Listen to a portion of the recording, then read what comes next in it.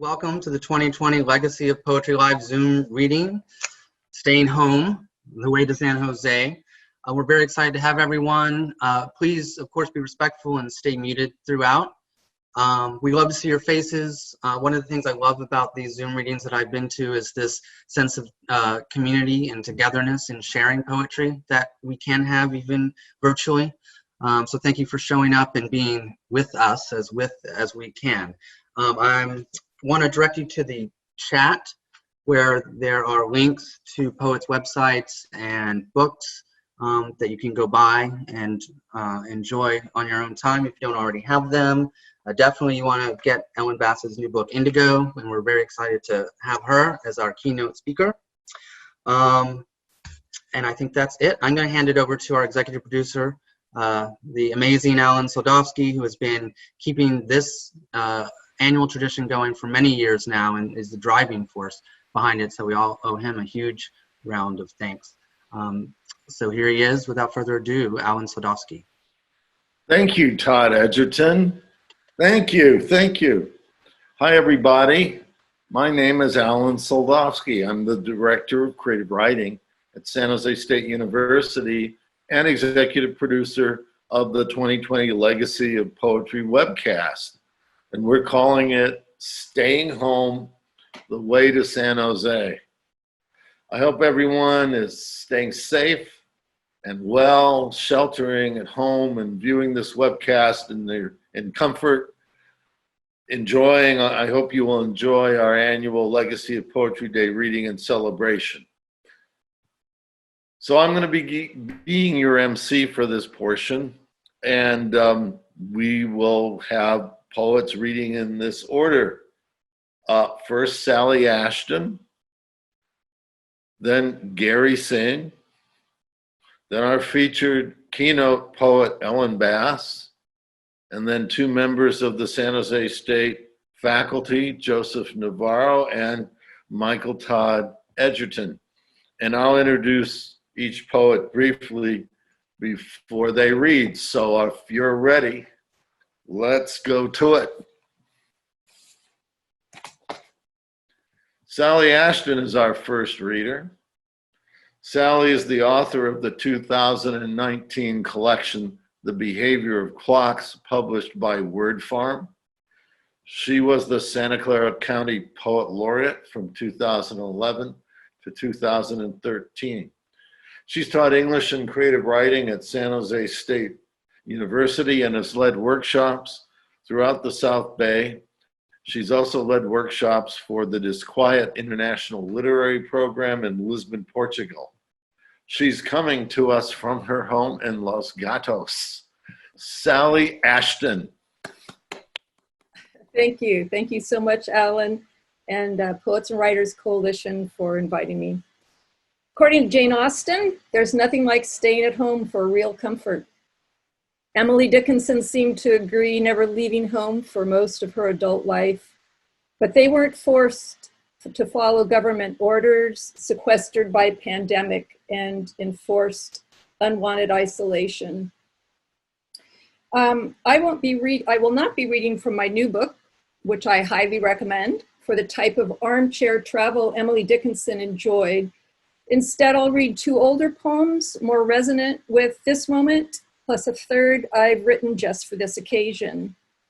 So the first poem makes reference to Old Testament prophets who chose lives of isolation as a way to devote themselves to God. They lived nearly naked in the wilderness, eating only locusts and wild honey. Sound familiar? The poem is called This Lonesome. Time to put off the hair shirt. Time to wash tar clumps from the scalp, floss locust legs from between the teeth, and gargle forcefully with gin until the last taste of old honey expires. One horizon bursts open. This is morning. The other drains all the blood from the end of the day. Where the action is, ping-ponging between the two, wearing an acrobat suit. Self-flagellations so last year, find someone else to despise. Some TV show will spell everything out. In the meantime, stay out of wildernesses. In the meantime, you live on a planet, a galactic dust bunny collecting itself with each spin, perhaps wearing a bit thin at the temples.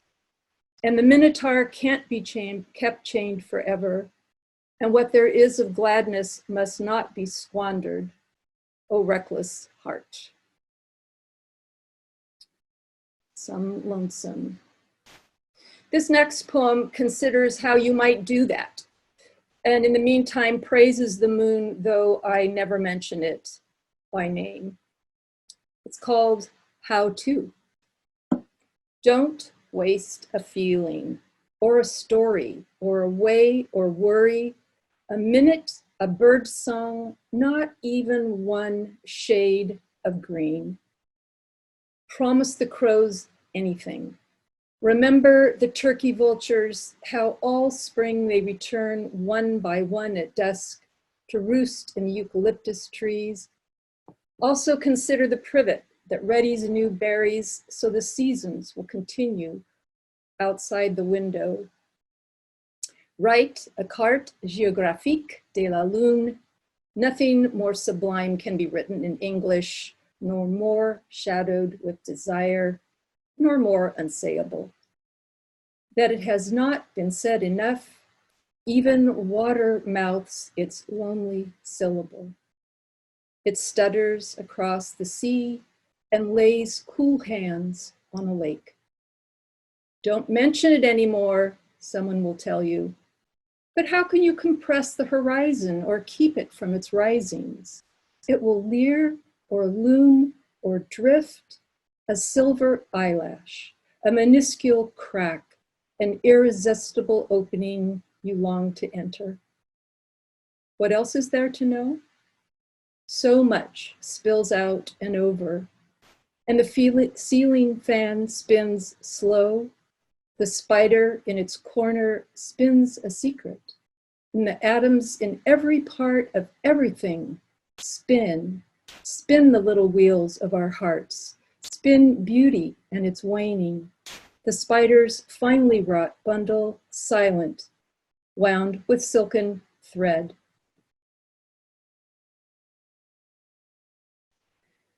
So this last poem was written in response to the recent calls for people's stay-at-home stories, which reminded me of instructions we often give to students in creative writing classes.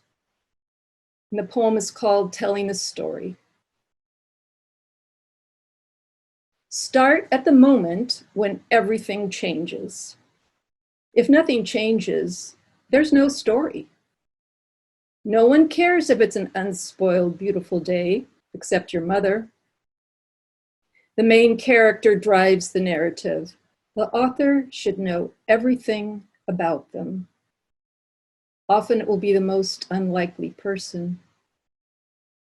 Desire shapes the story. Setting serves as a backdrop, sometimes intensifying conflict, other times offering escape. A San Jose supermarket, emergency room, New York City, South Dakota meatpacking plant. Show, don't tell, Chekhov admonished, saying, don't tell me the moon is shining. Show me the glint of light on broken glass. Avoid cliché. When was it ever like this before? Alone in a hospital bed. Last flight out to London. Ventilator shortage. Desire, desire, desire.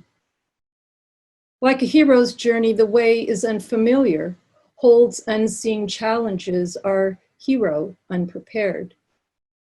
If she comes to a river, it will be wide, full of crocodiles. Make sure to show the glint of light on broken water, the crocodile's eyes unblinking. The resolution will not be, it was only a dream. If she drowns or crocodiles tear her apart, the story becomes tragedy. If she sits down, refusing to go on, It's another sort of tragedy. The only way out is to get across, though she has no idea how.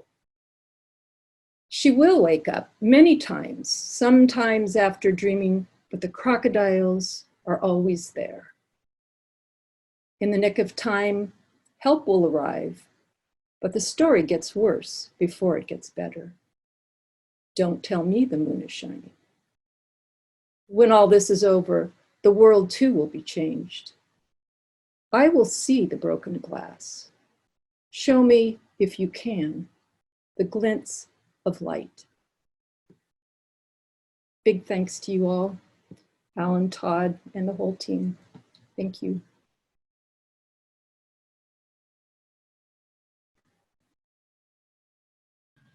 Thank you, Sally, for that fine reading and the advice and that new poem that we could all use, both in life and on the page. Next, we have Gary Singh. Gary Singh is San Jose Metro's anti-man about town. He's coming to us from his apartment in San Jose. He writes the weekly Metro column, Silicon Alleys. He's an award-winning journalist, the author of The San Jose Earthquakes, A Seismic Soccer Legacy. He was a Steinbeck Fellow at San Jose State in 2016-17. He's been more frequently seen reading his poetry on stage at venues throughout the Bay Area. His poems have appeared in such journals as Axe Factory, the Buddhist Poetry Review, Burning Review, Catapult, Pedestal Magazine, and many others. Let's hear from Gary Singh. Gary?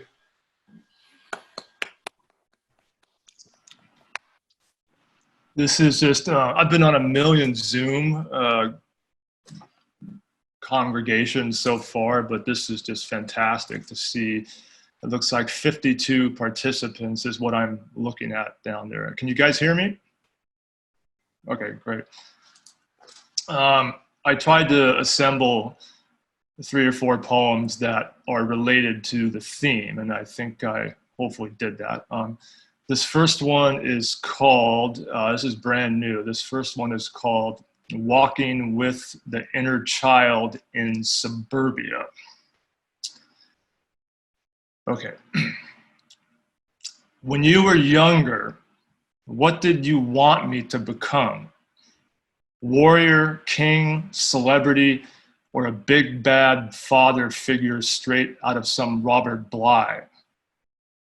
Don't worry, the guy over there in the hockey sweatshirt mowing his lawn won't mind if you cry a space-time continuum shattering river down the sidewalk. Neither will the woman over there jogging in gray yoga pants, singing along to whatever plays from her little white earbuds. Trust me, she won't notice when your heart disintegrates on these leafy streets. So tell me, when you were young, did you want me to repeatedly fall for unavailable women? Was that your plan all along? I ask you not because the house over there with a Harley repair shop in the front yard needs to hear us talk about this out loud, but because whenever I sit with a singing bowl, a cushion, and a slew of statuary, your voice appears and you begin to cry those quantum tears all over again. And now that a pandemic empties the neighborhood of most activity, forcing everyone into social exile, further inflaming the wounds you left me with, we need to go for long walks and hug each other, our arms reaching through mirrors of time to ensure you never feel abandoned.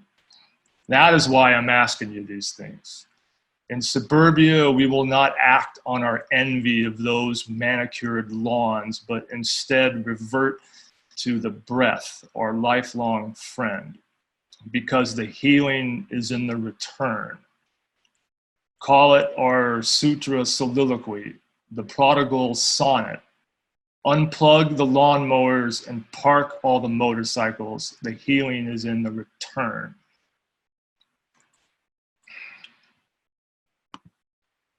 Thank you.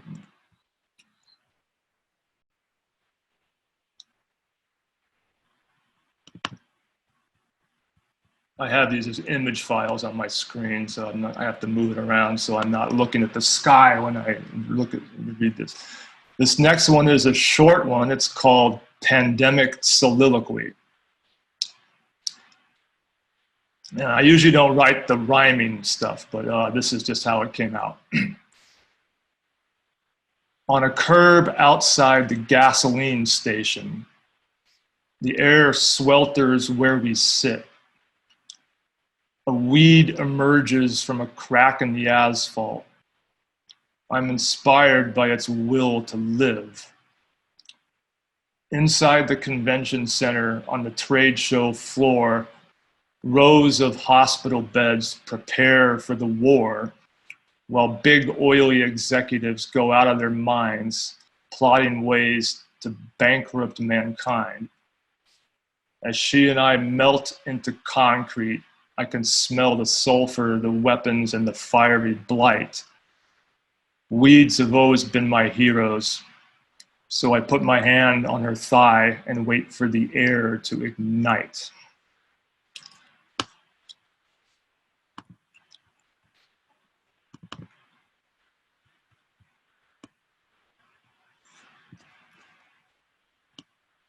This one is actually part 2 of a poem I wrote in Alan's class about 5 years ago. This one is called Another Day on San Fernando Street. At least the outer landscape seems familiar to me as I navigate another day on this old sidewalk near the university with its urban squirrels and leafy sycamores. Not to mention the ravens on top of the crisscrossing utility wires, making a glorious racket, my personal forecast warning me of the roadblocks ahead. They're actually crows, but that's not the point. Besides, the ravens did not come from Edgar Allan Poe or the Jungian psychology textbook that someone left in the coffee shop. Instead, I am trying to steal pivots from a Billy Collins poem. He fixated on a little squirrel in Palermo, which I could easily do here since squirrels are everywhere on San Fernando Street. But the ravens are my brothers, my signposts, my astrologers and heroes.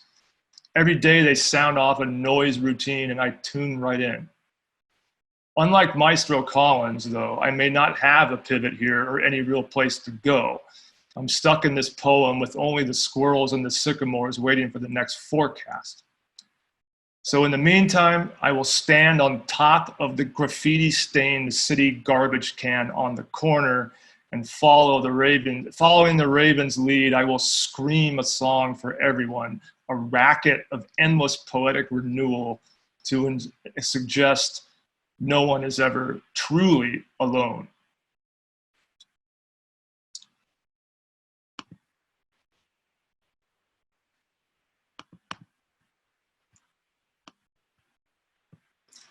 I have one more. I need water really badly. This is also one from several years ago. It's called, it's basically, it's called Frida Kahlo Injects My San Jose Psyche. It's also pretty short. Hey, Frida, don't give up. Don't leave this town just yet. Color the subdivisions a better shade of pale. Convert the beige to aquamarine and chartreuse. Dye the squares a deeper blue. Go Godzilla on the SUVs. Paint a selfie just for the sheep on TV. These lonely blues, they need some shade on a miserable day. Tweak your palette. Use it all the way to East San Jose. Ignore your silly pride. It's 20 years too late. Mix turpentine from the empty pools where kids love to skate. Don't give up. Loosen your flesh. Paint it solar. See it drip and start to crawl. Color me in suburban sprawl where the deers in my headlights forever roam. Make me surreal. Take me home.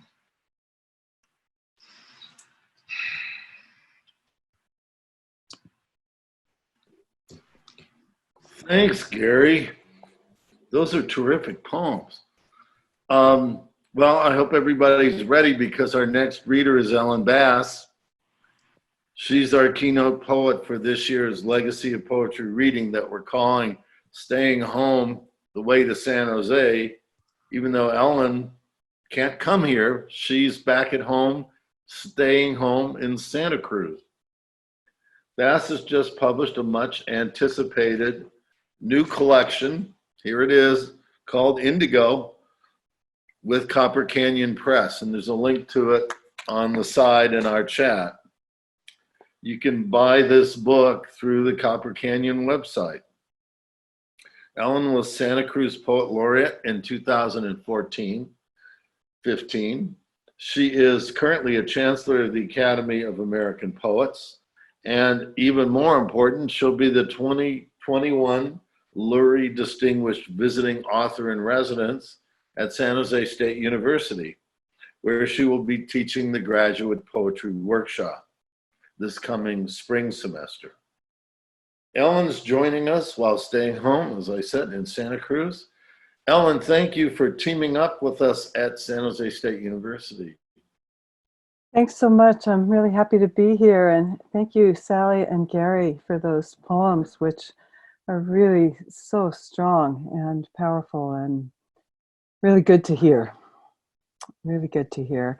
And thank you, everybody, for being here to listen. I thought I would pick some poems that took place on the home front, poems that are about domestic life in one way or another.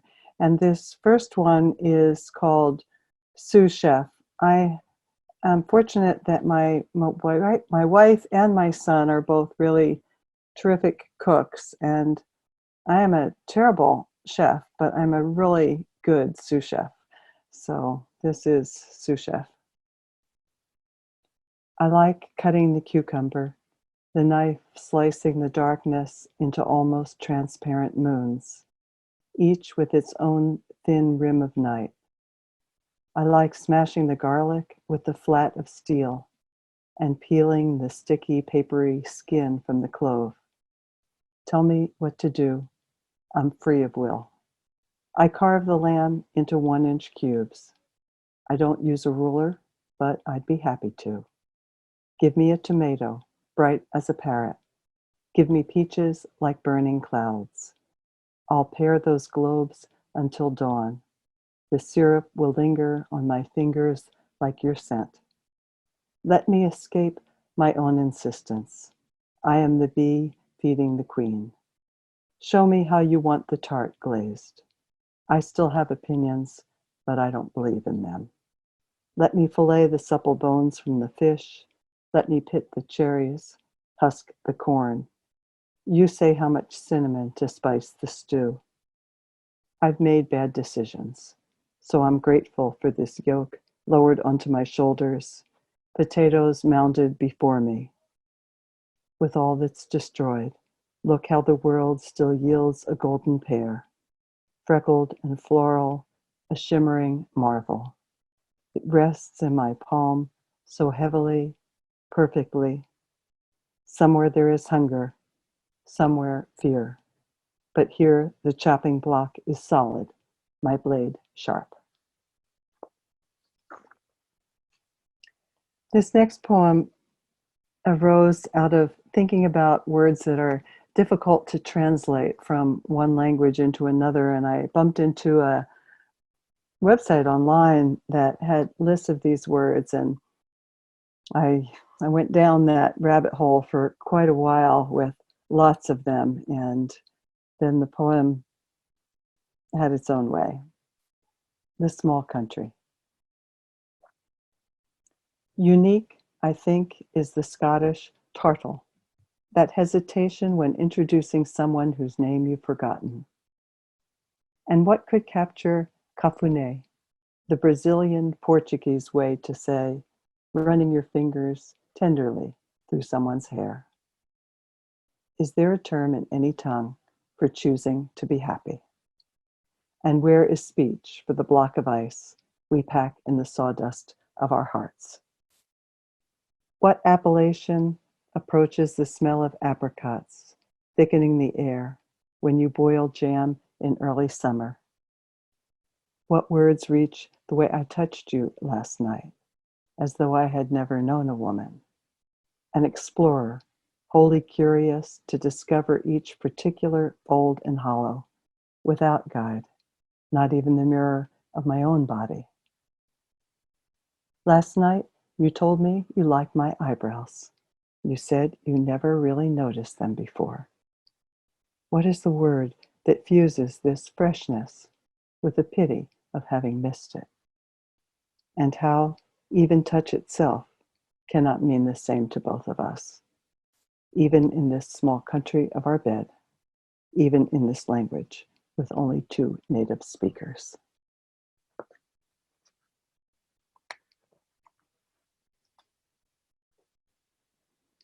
This next poem I wrote when my dear dog, Zeke, was declining, and it's called Taking My Old Dog Out to Pee Before Bed. Zeke's hips are too ground down to lift a leg, so he just stands there. We both just stand, looking into the darkness. The moon silvers his thinning fur. Orion strides across the heavens, his own dog trotting at his heel. And a great live oak reaches over from the neighbor's yard, dense black limbs silhouetted against a paler sky. Single, voluptuous remnant of forests. Can a tree be lonely? Zeke tips up his muzzle, scent streaming through 200 million olfactory cells as he reads the illuminated manuscript of night. Raccoons prowling down the street, who's in heat or just out for a stroll. Handsome still, he reminds me of an aging movie star with his striking white eyebrows and square jaw. He always had an urbane elegance, a gentleman who could carry off satin lapels and a silver-tipped cane. Tonight an ambulance wails. Someone not so far away is frightened, in pain, trying to live or trying to die. And then it's quiet again. No birds, no wind. We don't speak. We just wait, alive together, until one of us turns back to the door and the other follows.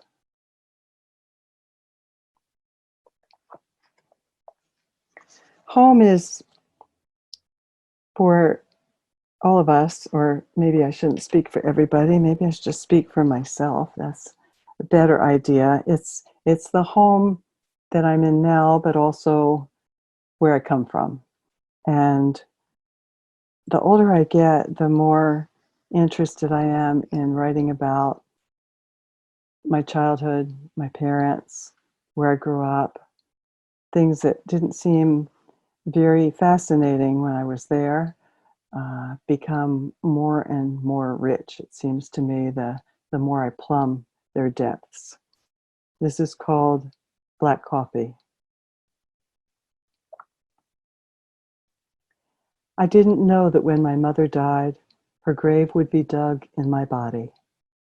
And when I weaken, she is here, dressing behind the closet door, hooking up her long line cotton bra, then sliding the cups around to the front, leaning over and harnessing each heavy breast, setting the straps in the grooves on her shoulders, reins for the journey.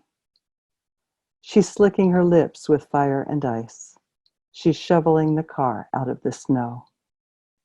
How many pints of poor roses did she slide into exactly sized brown bags?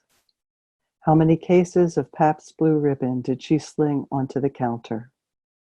All the crumpled bills, steeped in the smells of the lives who'd handled them, their sweat, onions and grease, lumber and bleach. She opened her palm and smoothed each one, then stacked them precisely, restoring order. And at 10, after the change fund was counted, the doors locked, she uncinched the girth, unbuckled the bridle. She cooked cream of wheat for my father, mixed a milkshake with Hershey's syrup for me, and poured herself a single highball, placed on a yellow paper napkin. Years later, when I needed the nightly highball too, she gave me this story. She'd left my father in the hospital. This time they didn't know if he'd live, but she had to get back to the store. Halfway, she stopped at a diner and ordered coffee.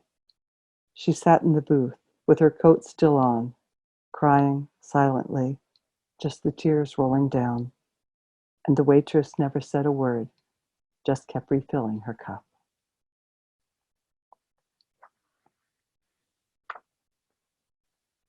Thank you.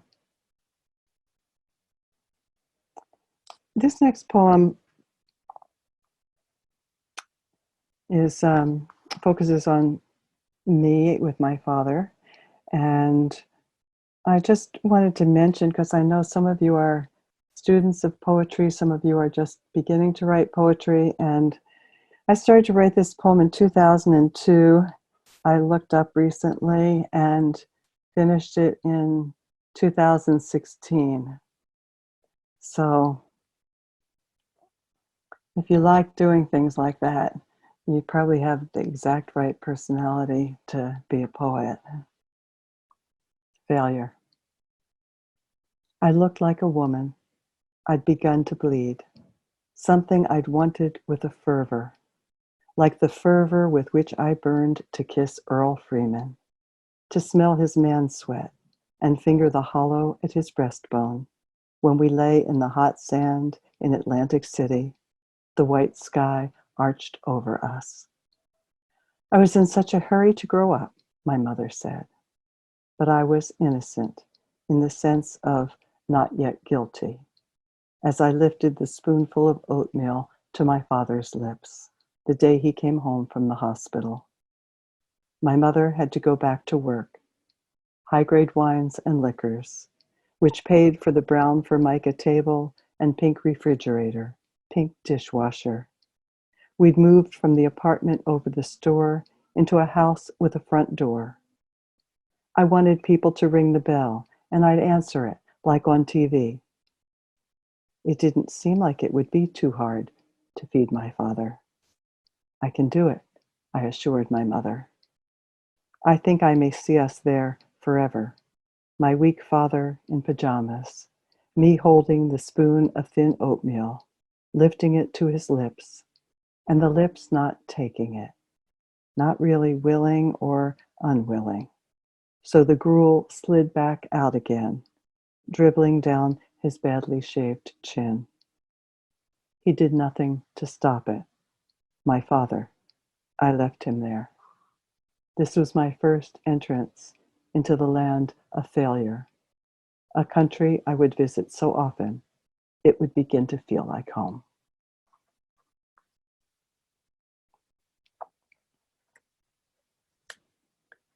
One of the things that really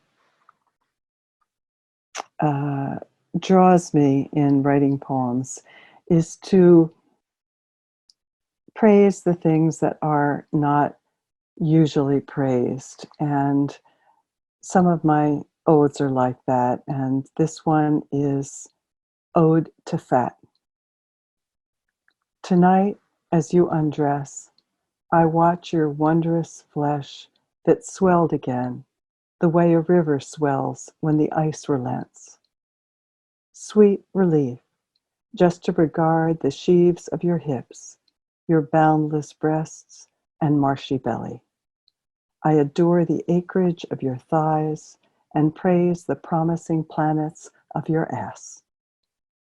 Oh, you were lean that terrifying year you were unraveling, as though you were returning to the slender scrap of a girl I fell in love with. But your skin was vacant, a ripped sack, sugar spilling out and your bones insistent. Oh, praise the loyalty of the body that labors to rebuild its palatial realm. Bless butter, bless brie. Sanctify schmaltz and cream and cashews. Stoke the furnace of the stomach and load the vessels. Darling, drench yourself in opulent oil, the lamp of your body glowing. May you always flourish, enormous and sumptuous, be marbled with fat, a great vault that I can enter, the cathedral where I pray. Thank you. And I'll end with the title poem of this new book, Indigo.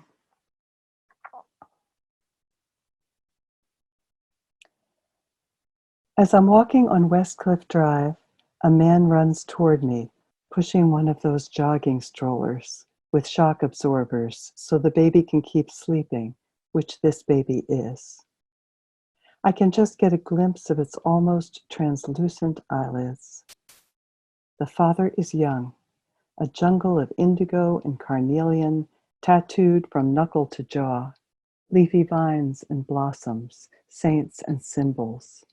Thick wooden plugs pierce his lobes, and his sunglasses testify to the radiance haloed around him.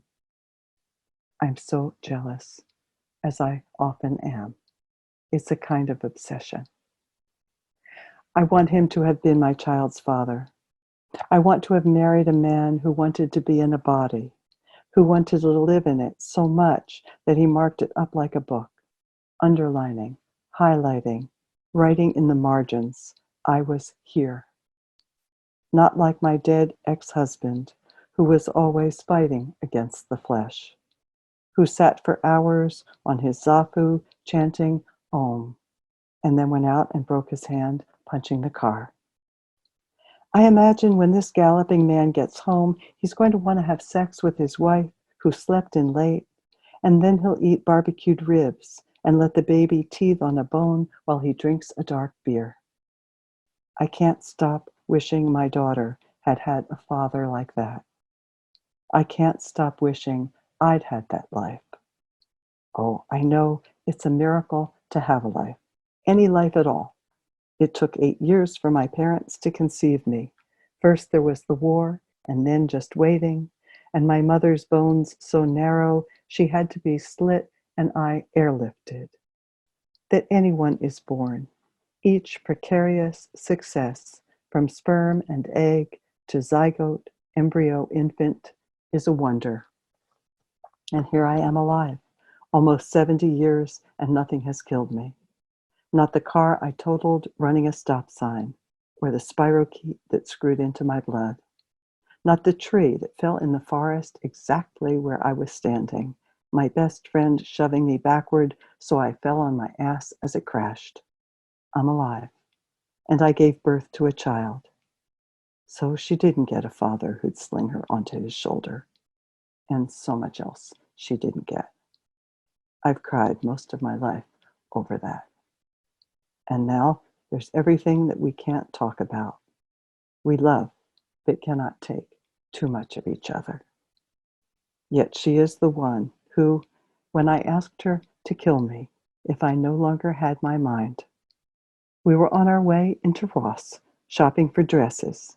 That's something she likes, and they all look adorable on her. She's the only one who didn't hesitate or refuse or waver or flinch. As we strode across the parking lot, she said, "Okay, but when's the cutoff? That's what I need to know."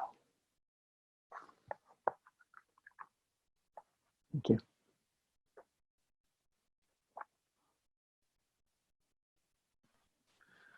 Ellen, thank you so much. That was a terrific reading, and we have a way to help you order this book, Indigo.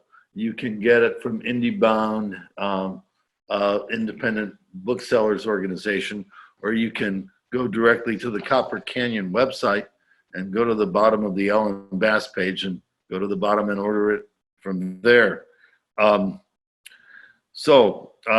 will be at San Jose State next spring. Hopefully we will be able to sit in front of her in an auditorium and hear her give a poetry reading. Let's hope so. I look forward to it. Very good. Thank you again. Our next reader in this live Zoom program, which is also being recorded for YouTube streaming, is Joseph Navarro. Joseph is a lecturer in English and creative writing at San Jose State University. He earned his MFA in poetry at Navarro University's Jack Kerouac School of Disembodied Poetics. He's been an active poet since he's been in the Bay Area, coming originally from Florida. We're glad that he can join us today. Please welcome Joseph Navarro.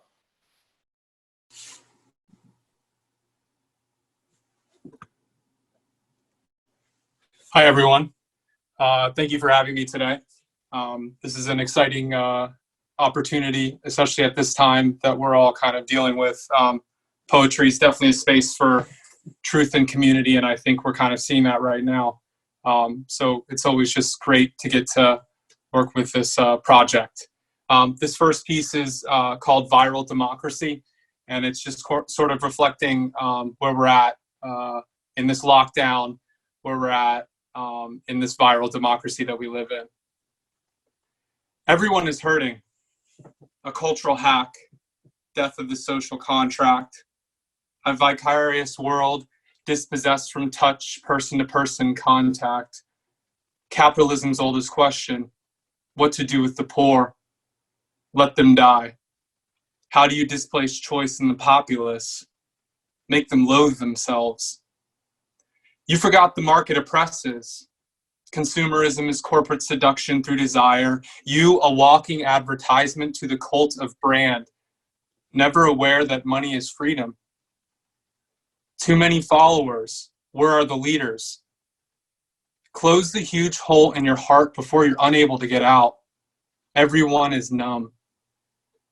In 20 years, we will witness the Paris Agreement and the Green New Deal, signed and ratified to the US Constitution. They will hold the ceremony on the island of Miami.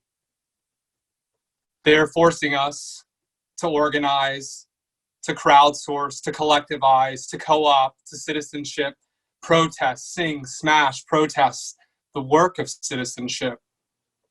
Silence is complicity with institutional violence. United we stand, divided we fall, we are infinite. The revolution already began. Social media self out of existence. There's too much darkness, we need balance. United we stand, divided we fall, we are infinite. The genesis of freedom within the US is immigration. The border, gentrification, capital of the soul, clean water, shelter, food, air, space, and a full heart. United we stand, divided we fall. We are infinite. It's time to heal. The worth of existence is measured in action, the quality of life, and how we build community. Earth is the root of hearth, and revolution, it already began. This next piece is about the legacy of poetry. My relationship with that and how I kind of view SJSU as part of that lineage for me. And it's titled Poet's Way.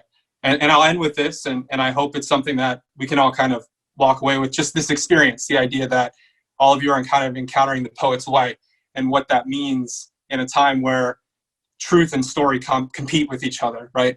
So the poet's way. It starts with a feeling, like an overgrown trail the day after heavy rain. It's this battle with self shaped by structure. As you sought about the damp earth, you feel the silence, seclusion. We engage conformity in our own way.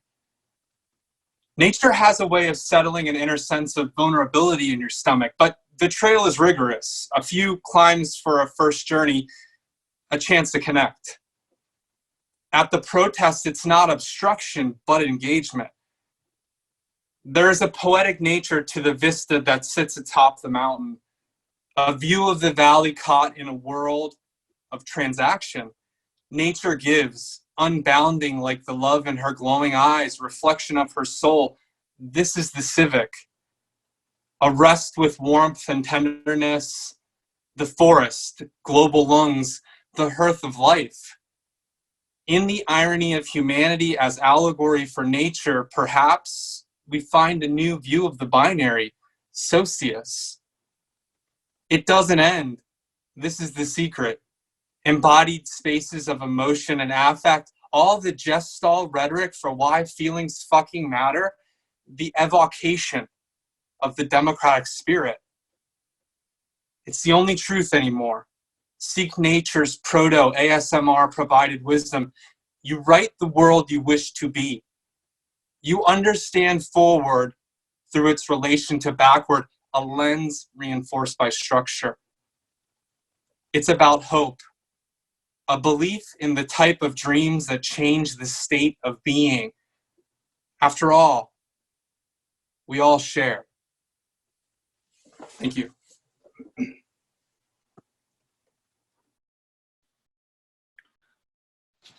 Thank you, Joseph. Thank you for joining us with those heartfelt poems. Our last reader in this live Zoom segment is Michael Tod Edgerton, who's also been serving as our Zoom production coordinator. Thank you, Todd, for all this work that you've been doing. Remember that the readings are being recorded, and after they've been processed, they will be posted in YouTube on the San Jose State University's Legacy of Poetry homepage. And you'll be able to pull them down from there and watch them again, along with a whole slew of other videos by other poets, including a video from me, where I read a poem called Staying Home. Todd is a lecturer in English and creative writing at San Jose State. He's previously taught literature and creative writing at Brown University, where he earned his MFA in literary arts, at Stonehill College and New College of Florida, where he was a visiting poet, and at the University of Georgia, where he earned his PhD in English and creative writing. He's the author of the 2013 poetry collection, Vitreous Hide. He's published poems in numerous literary magazines and journals, including Boston Review, Denver Quarterly, and New American Writing. Without any further ado, welcome, Tod Edgerton. Thanks, Alan. Okay. Again, thanks everyone for coming, and do check out our our website, sjsu.edu/legacy of poetry. And there's some wonderful videos that are on, including our great conversation. Rachel Crawford and Alan had a conversation with Ellen, and that was just really fantastic. So go listen to it. It's great to just hear a poet talking about her work and process, and it was lovely just to be able to see it and witness it. So check that out. I'm going to read one poem that surprised me. It's brand new, it's in process, but it's in the moment of the moment for the moment. My Corona poem that I was just thinking, there's no way I can't even process this. I'm just too raw and run around and run down and can't. And then it just, like poems sometimes do, just came to me. So here it is. A Day in the Life in the Times of Corona, 2020. Corona Times, Corona Post, Corona Chronicle, Corona. Emails from students, emails from friends. Take a walk, wash your hands. A veritable cornucopia of kitten vids. Kitty! Almost 5,000 dead. Emails from every airline and banking corporation A to Z. We are here for you. Corona Tube, Corona Net, Corona Twit, always twittering, our self-coronated kingpin of denial. Let them eat COVID. I didn't. I'm not. Corona homeless, Corona pregnant, Corona unprepared. Corona injustice, corona disproportionate, corona racism, corona. A covert infection with mild to severely overt symptoms we struggle to recover from. 7,000. No. I didn't say that. You say bad things. Very bad job. You just have to make everything bad, not nice, very bad things, and so on and so forth. Go the monsters, very bad, unbriefly monstrous briefings. No one posted a trigger warning. No one had to. Wash your hands.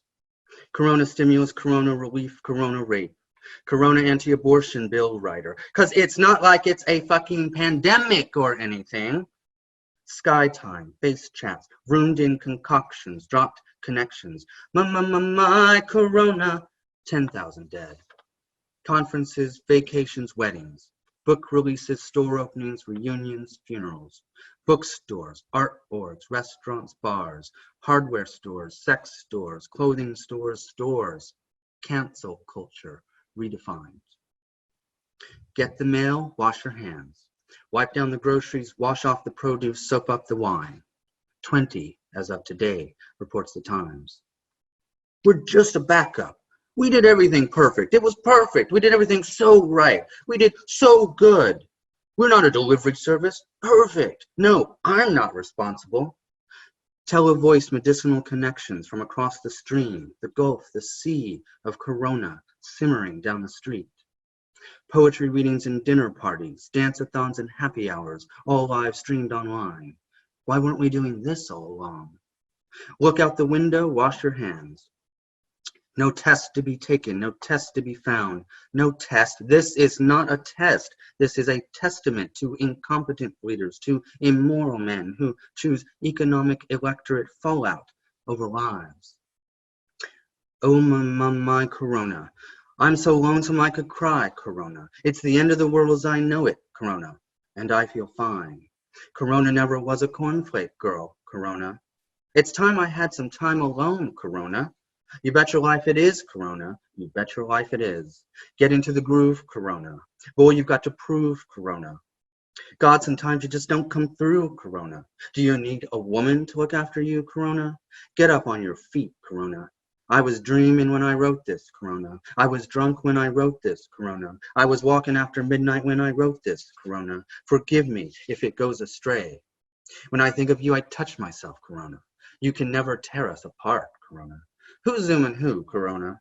Relax, corona. Don't do it, corona. You should know, corona, what's inside me, corona. When you want to come, corona, relax, don't do it, corona. When you want to go to it, corona. Players only love you when they're playing, corona. Now here I go again, corona. I walk that lonely street of dreams, corona. Like a heartbeat drives you mad, corona. Hanging on the promises and songs of yesterday, corona. These dreams, corona, when I close my eyes, when the rain washes you clean, you'll know, corona, you will know. I live another life, corona.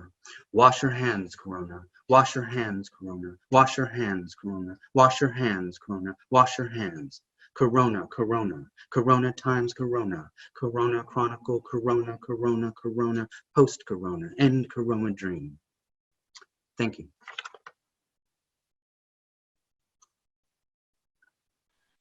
Wow. That's a poem for our era. I think you need to get that one out there. Thank you for all this.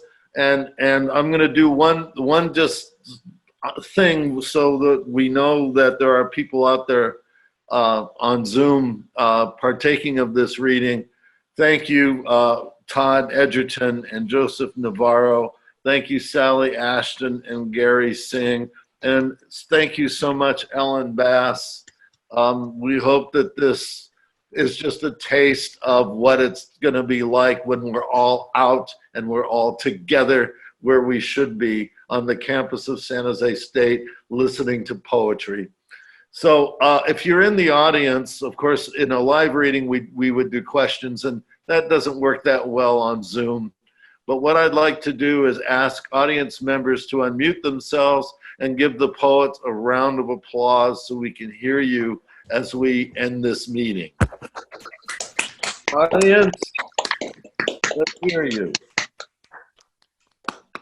Are there more? Are there more? Let's hear you.